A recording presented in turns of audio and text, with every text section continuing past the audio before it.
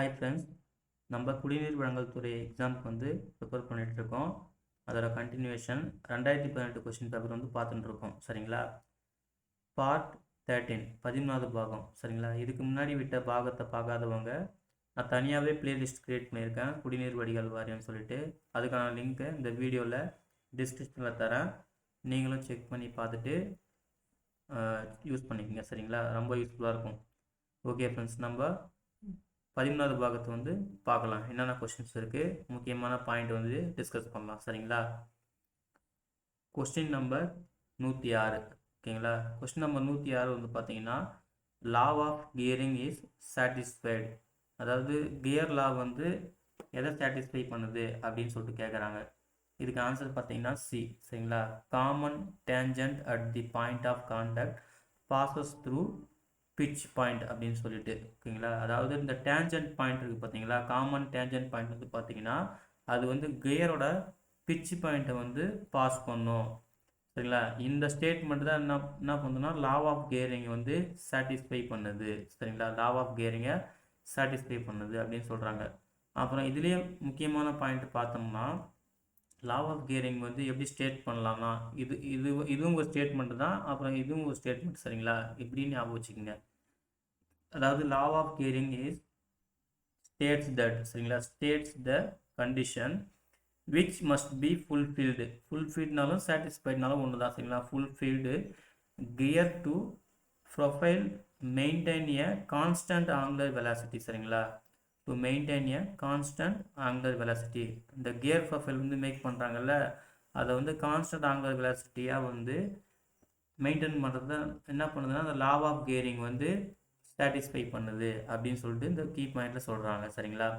அதுக்கப்புறம் வேறு முக்கியமான பாயிண்ட் பாருங்கள். இஃப் த டூத் ப்ரொஃபைல், சரிங்களா, இந்த கியர் டூத் ப்ரொஃபைல்ஸ் இருக்குல்ல, அது வந்து பார்த்திங்கன்னா அந்த லா ஆஃப் கியரிங் வந்து ஒபே பண்ணாமல், சரிங்களா, not designed as per the law of gearing, law of கியரிங்கை ஒபே பண்ணாமல் டிசைன் பண்ணியிருந்தால், சரிங்களா, then the motion transfer will not be proper. சரிங்களா? அந்த மோஷன் ட்ரான்ஸ்ஃபர் இருக்குது பார்த்தீங்களா, அது வந்து ப்ராப்பராகவே இருக்காது. அது ப்ராப்பராக இல்லைன்னா என்ன ஆகும்? இம்ப்ராப்பர் மெஷின்ஸ் உண்டாயிட்டு என்ன ஆகும்? அந்த மெஷினில் வைப்ரேஷன், டூத் டேமேஜ் வந்து நடக்கும். சரிங்களா? அப்போது கண்டிப்பாக என்ன பண்ணணும்? ஒரு கியரை மேக் பண்ணுறப்போ லா ஆஃப் கியரிங் வந்து ரொம்ப ரொம்ப முக்கியம். லா ஆஃப் கியரிங் வந்து ஒபே பண்ணாமல் பண்ணால், அதாவது இம்ப்ராப்பர் மெஷின் அது உருவாகி வைப்ரேஷன்ஸ், அதாவது நாய்ஸ், டூத் டேமேஜ் வந்து நடக்கும் கியரில் அப்படின்னு சொல்கிறாங்க. சரிங்களா? அதான் செகண்ட் பாயிண்ட்டு. அதுக்கப்புறம் இந்த கியர் ப்ரொஃபைல் இருக்குது பார்த்தீங்களா, அந்த ப்ரொஃபைல் வந்து இந்த ப்ரொஃபைல் சொல்லுவோம் இன்வலிட் அண்டு சைக்ளாய்டல் ப்ரொஃபைல் சொல்லுவோம். சரிங்களா? இன்வலிட் ப்ரொஃபைல், சைக்ளாய்டல் ப்ரொஃபைல், இந்த ரெண்டு ப்ரொஃபைலுமே பார்த்தீங்கன்னா கான்ஜுகேட் ப்ரொஃபைல்னு சொல்லுவாங்க. சரிங்களா? கான்ஜுகேட் ப்ரொஃபைல் அப்படின்னா இணையான ப்ரொஃபைல்ஸ் அப்படின்னு சொல்லிட்டு அர்த்தம். ஓகேங்களா? Involute and cycloid profiles are conjugate profile. அதுதான் இந்த தேர்ட் பாயிண்ட்டு. ஃபோர்த்து பாயிண்ட் பார்த்தீங்கன்னா every conjugate profiles must satisfy law of gearing. சரிங்களா? இந்த மாதிரி கொஸ்டின் கேட்கறதுக்கு வாய்ப்பு இருக்குது அப்ஜெக்டிவ் டைப். சரிங்களா? அதுதான் அதெல்லாம் நோட் பண்ணிக்கோங்க. அதாவது ஒவ்வொரு கான்ஜுகேட் ப்ரொஃபைல்ஸும் என்ன பண்ணோம்? லா ஆஃப் கியரிங் வந்து சாட்டிஸ்ஃபை பண்ணணும். அதுதான் அங்கே சொல்லியிருக்காங்க. ஓகேங்களா? இதுதான் ஃப்ரெண்ட்ஸ் 106வது கொஸ்டின். அதுக்கான ஆன்சரு, முக்கியமான கீ பாயிண்ட். சரிங்களா? நம்ம நெக்ஸ்ட் வந்து பார்த்தீங்கன்னா 107வது கொஸ்டின் பார்ப்போம். 107வது கொஸ்டின் பாருங்கள். The train value of gear train. Gear ட்ரெயினோட ட்ரெயின் வேல்யூ வந்து என்னன்னு கேட்குறாங்க. சரிங்களா? இதோட வேல்யூ ஆன்சர் பார்த்தீங்கன்னா B, reciprocal of velocity ratio. சரிங்களா? இதுதான் அதோட ஆன்சர். இந்த கியர் ட்ரெயினோட ட்ரெயின் வேல்யூ என்னது? Reciprocal of velocity ratio. First இந்த வெலாசிட்டி ரேஷியோ என்னன்னு பாருங்கள். வெலாசிட்டி ரேஷியோ அல்லது ஆர் ஸ்பீட் ரேஷியோ அப்படின்னாலும் ஒன்று தான். சரிங்களா? வெலாசிட்டி ரேஷியோனாலும் ஒன்று தான், ஸ்பீட் ரேஷியோனாலும் ஒன்று தான். ஃபஸ்ட்டு ஸ்பீட் ரேஷியோனா என்ன டெஃபினிஷன் பாருங்கள். ஸ்பீட் ரேஷியோனா capital N1/N2 equal to capital T2/T1. சரிங்களா? இந்த N1/N2 அப்படின்னா ஒன்றும் இல்லை, என்னன்னா நம்பர் ஆஃப் ஸ்பீடு. சரிங்களா? Speed of gear. என்னன்னா ஸ்பீட் ஆஃப் கியரு, டீனானது number of teeth of gear. சரிங்களா? கியரோட நம்பர் ஆஃப் டீத்து. டீனா கியரோட நம்பர் ஆஃப் டீத்து, என்னன்னா கியரோட ஸ்பீடு. சரிங்களா? இதுதான் வந்து இதோட அர்த்தம். இப்போ ஸ்பீட் ரேஷியோ நம்ம எப்படி டெஃபினிஷன் பண்ணலாம்? the ratio of speed of gear 1 and speed of gear 2 equal to number of teeth of gear 2 divided by number of teeth of gear 1. இதுதான் என்னது ஸ்பீட் ரேஷியோ அப்படின்னு சொல்லுவோம். சரிங்களா? அதுக்கப்புறம் நம்மளுக்கு என்ன வேணும், ட்ரெயின் வேல்யூ வேணும், கியர் ட்ரெயினோட ட்ரெயின் வேல்யூ. அப்போ ட்ரெயின் வேல்யூ என்னது, அதுதாங்க சொல்லியிருக்காங்களா, ஆன்சர் என்னது, ரெசிப்ரோக்கல் ஆஃப் வெலாசிட்டி ரேஷியோ. இந்த ஸ்பீட் ரேஷியோ இருக்குது பார்த்தீங்களா, இதோட அப்படியே தலைகீழ் தான் என்னது ட்ரெயின் வேல்யூ. அப்படியே அந்த ஃபார்மில் என்ன பண்ணணும், நம்ம தலைகீழாக போடுவோம். சரிங்களா? N1 இருந்துச்சுங்க N2, N2/N1, அதுக்கப்புறம் இங்கே T2 இருக்கா, அங்கே T1, T1/T2. அப்போ என்ன அர்த்தம், அப்போது கியர் ட்ரெயினோட ட்ரெயின் வேல்யூ என்ன ஆகும், இந்த ஸ்பீட் ரேஷியோட தலைகீழி தான் கியர் ட்ரெயின் வேல்யூ. சரிங்களா? இதுதான் வந்து கொஸ்டினில் வந்து கேட்டிருக்காங்க. ஓகேங்களா ஃப்ரெண்ட்ஸ், இதுதான் கொஸ்டின் நம்பர் 107. அப்புறம் அதோட முக்கியமான கீ பாயிண்ட். சரிங்களா? அப்புறம் கொஸ்டின் நம்பர் 109 பார்ப்போம். A mass M is attached to a spring whose upper end is fixed. சரிங்களா?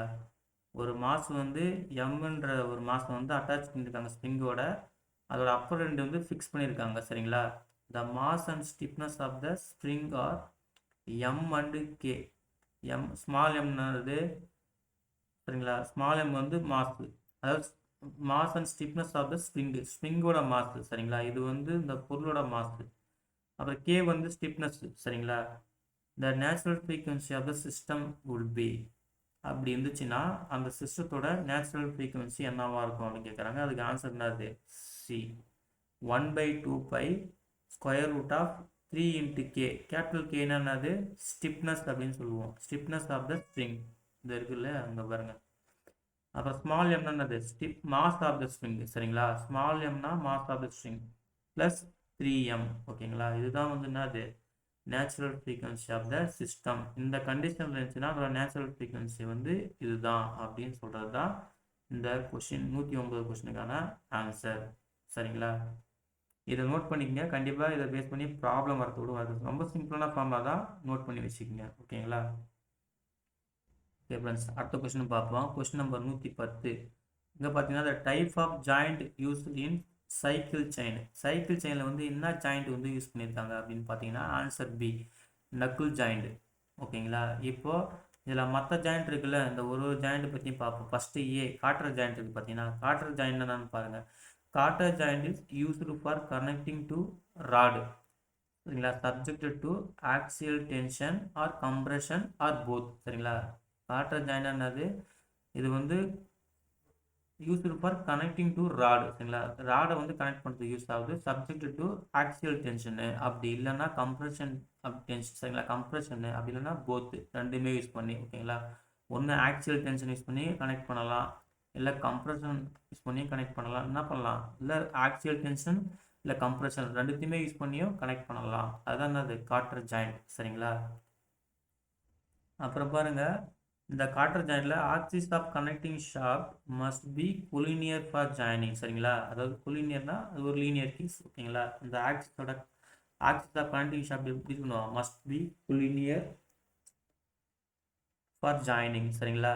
அதே போல் இந்த காட்டர் ஜாயிண்ட் வந்து பார்த்தீங்கன்னா ஈஸியாக அசம்பிள் பண்ணுறதுக்கும் டிஸ்அசம்பிள் பண்ணுறதுக்கும் இருக்கும் அப்படின்ற மாதிரி சொல்கிறாங்க. சரிங்களா? அந்த காட்டர் ஜாயிண்ட் எப்படி இருக்கும், ஈஸியாக அசம்பிளும் பண்ணலாம், டிஸ்அசம்பிளும் பண்ணலாம் அப்படின்னு சொல்கிறாங்க. ஓகேங்களா? Application for cotter joint. Cotter joint application பாருங்கள். First application connecting piston rod and cross head of steam engine. சரிங்களா? இதுதான் வந்து ஒரு example for the application of cotter joint. ஓகேங்களா?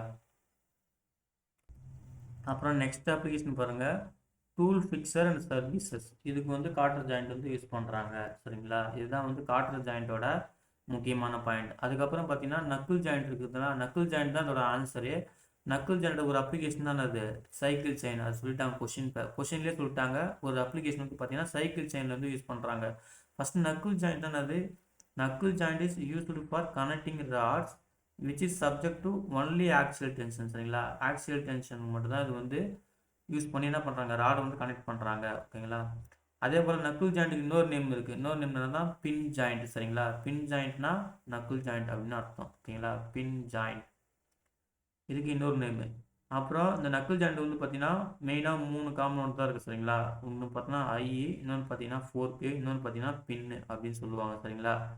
இதுக்கு மெயின் காம்பனண்ட்ஸ் 3 காம்பனண்ட்ஸ். அப்புறம் this joint can readily disconnected for repair work. ஓகேங்களா. இது வந்து நம்ம என்ன பண்ணலாம், ஈஸியாக வந்து டிஸ்கனெக்ட் பண்ணலாம் ரிப்பேர் ஒர்க்குக்கு அப்படின்னு சொல்கிறாங்க சரிங்களா. இதான் நக்கிள் ஜாயிண்டோட முக்கியமான பாயிண்ட்டு. நக்கிள் ஜாயிண்டோட அப்ளிகேஷன் பார்த்தீங்கன்னா சஸ்பென்ஷன் பிரிட்ஜ் இருக்குது பார்த்தீங்களா, அதோட லிங்க் ஆஃப் சஸ்பென்ஷன் பிரிட்ஜ் சரிங்களா. அப்புறம் இன்னொரு அப்ளிகேஷன் பார்த்தீங்கன்னா valve mechanism of reciprocating engine சரிங்களா. ரெசிப்ரோகேட்டிங் என்ஜினோட வால் மெக்கானிசம்.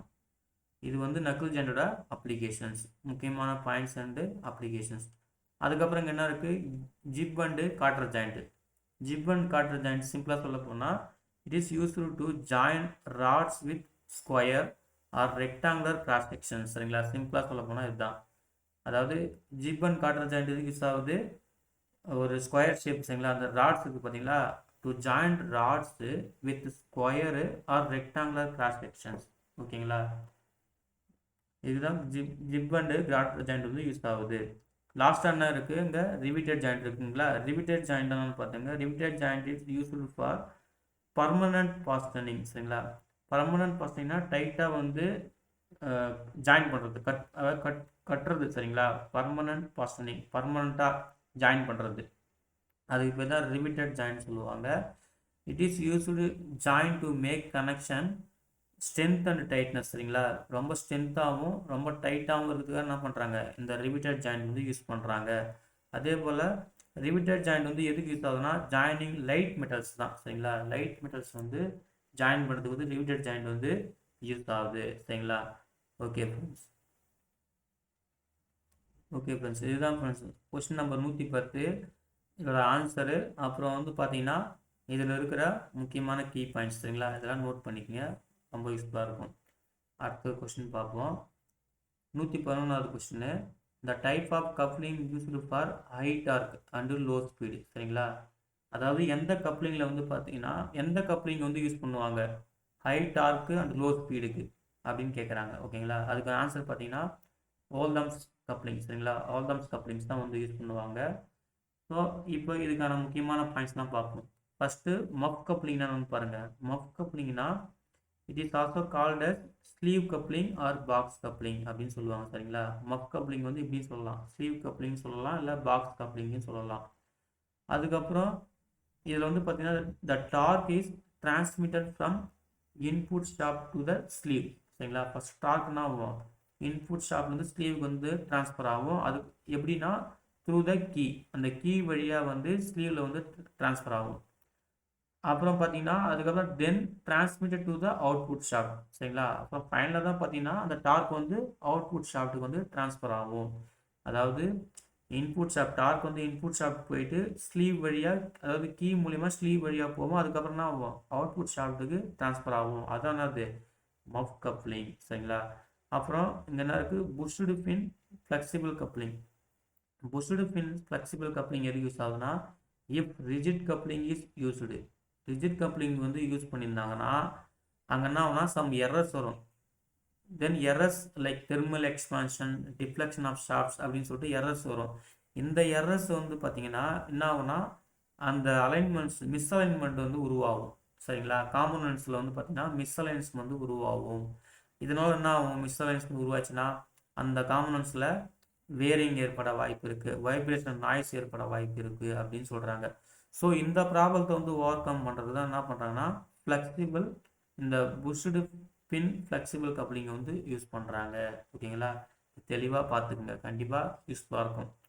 இதுதான் புஷ்டு பின் ஃப்ளெக்சிபிள் கப்ளிங்கோட முக்கியமான கீ பாயிண்ட். அப்புறம் என்ன இருக்குது, டிஸ்க் கப்ளிங். டிஸ்க் கப்ளிங் வந்து பார்த்தீங்கன்னா it is used to transmit torque from driving to driven bolt. ஓகேங்களா. Tangentially on a common bolt circle. இது டிஸ்க் கப்ளிங் எதுக்கு யூஸ் ஆகுதுன்னா இது வந்து டார்க் வந்து டிரான்ஸ்மிட் பண்ண யூஸ் ஆகுது. எங்கன்னா டிரைவிங்லேருந்து டிரைவனுக்கு. ஓகேங்களா. போல்டு டிரைவன் போல்டுக்கு டேன்ஜென்ஷியலி சரிங்களா. டேன்ஜென்ஷியலியாக வந்து டிரான்ஸ்மிட் பண்ணுது on a common bolt circle, ஒரு காமனான போல்டு சர்க்கிளில் சரிங்களா.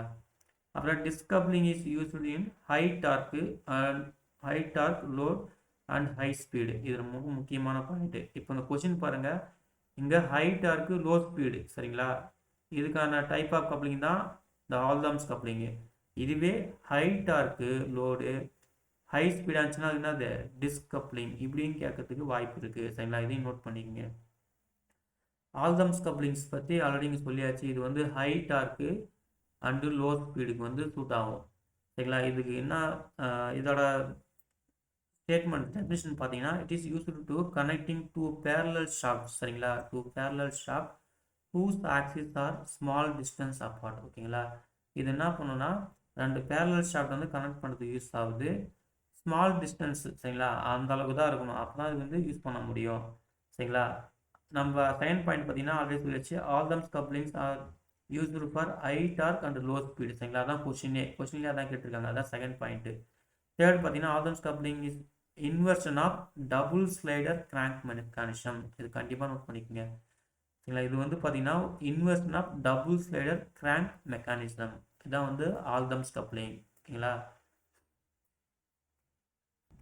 ஓகே ஃப்ரெண்ட்ஸ், இதுதான் கொஷின் நம்பரு 111 சரிங்களா. அதுக்கான முக்கியமான கீ பாயிண்ட்ஸ் சரிங்களா. இதை நோட் பண்ணிக்கோங்க, கண்டிப்பாக யூஸ்ஃபுல்லாக இருக்கும்.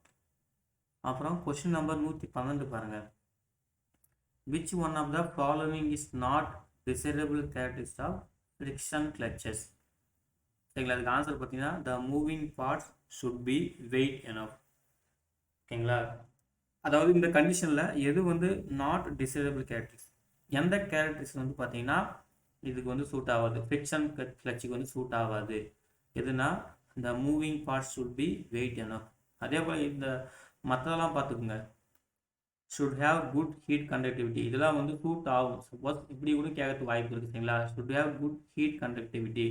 ஃப்ரிக்ஷன் கிளச்சஸ் வந்து பார்த்தீங்கன்னா அதோட கேரக்டர் என்ன இருக்குது, குட் ஹீட் கண்டக்டிவிட்டியாக இருக்கும். அப்புறம் have a high coefficient of friction, அப்புறம் should have high wear resistance சரிங்களா. அந்த 3 பாயிண்ட்டையும் பார்த்து வச்சுங்க. இதெல்லாம் வந்து இந்த ஃப்ரிக்ஷன் கிளச்சுக்கு வந்து சூட் ஆகும் சரிங்களா.